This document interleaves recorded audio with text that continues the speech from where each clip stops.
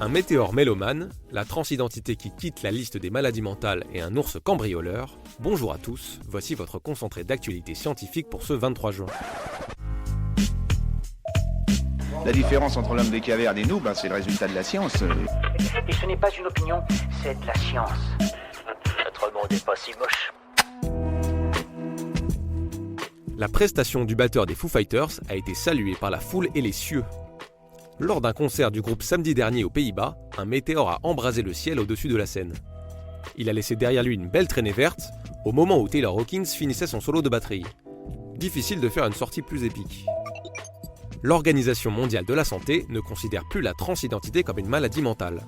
Elle a déplacé dans sa classification des pathologies les conflits d'identité et de genre de la section mentale à la section sexualité. Cette décision rappelle le retrait de l'homosexualité de la liste des déviances sexuelles actée en 1994 par l'OMS. L'ouverture d'un bar dans un village au Cameroun en 2010 a fait chuter le taux de natalité. La vente d'alcool de mauvaise qualité et à bas prix a poussé les hommes, les femmes et même les enfants à la consommation. Les conséquences de ce véritable empoisonnement à l'alcool furent entre autres la baisse de fécondité. L'effet fut particulièrement prononcé chez les jeunes femmes. Des archéologues ont trouvé les squelettes de 2 hommes aux jambes coupées. À l'occasion de la création d'une nouvelle autoroute en Angleterre, les restes des 2 corps ont été déterrés avec leurs jambes amputées à côté d'eux.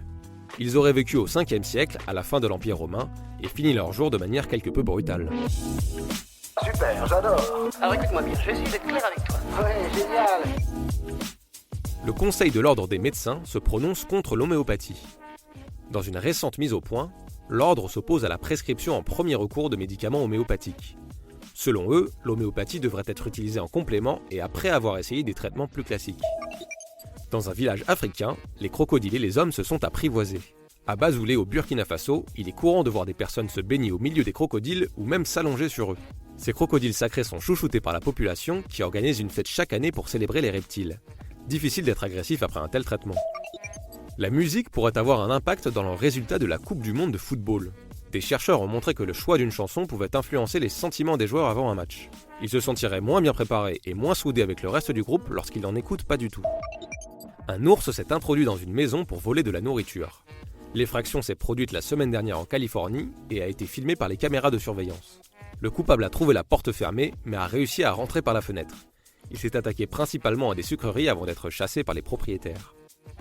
C'est tout pour aujourd'hui, nous vous disons à demain pour un nouveau concentré d'actualité scientifique.